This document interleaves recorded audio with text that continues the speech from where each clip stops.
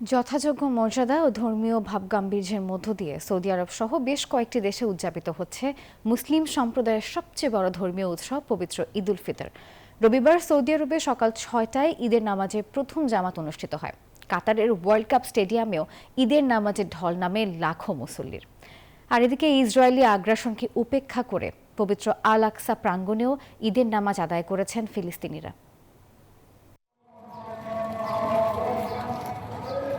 আলো ফোটার আগেই মুসলমানদের সবচেয়ে বড় ধর্মীয় উৎসব পবিত্র ঈদ উল ফিতরের নামাজ আদায় করতে পায়ে হেঁটে যাত্রা করেন মুসল্লিরা।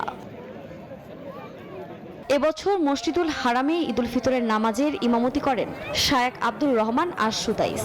মদিনার মসজিদের নবমীতে ঈদের নামাজ পড়ান খতিব আব্দুল্লাহ বুয়াইসান।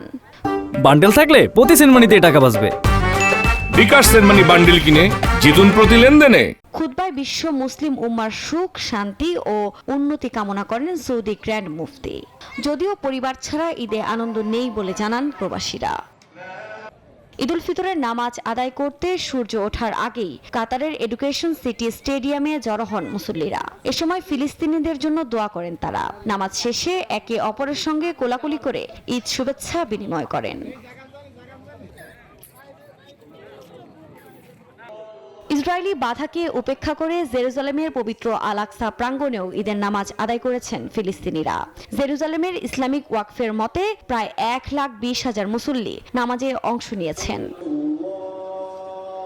একই দিনে সংযুক্ত আরব আমিরাত, তুরস্ক, ইয়েমেন, সুদান, লেবানন, ইরাক সহ বেশ কয়েকটি দেশে পালিত হচ্ছে পবিত্র ঈদ উল ফিতর। আফরিন মৌ, নিউজ 24।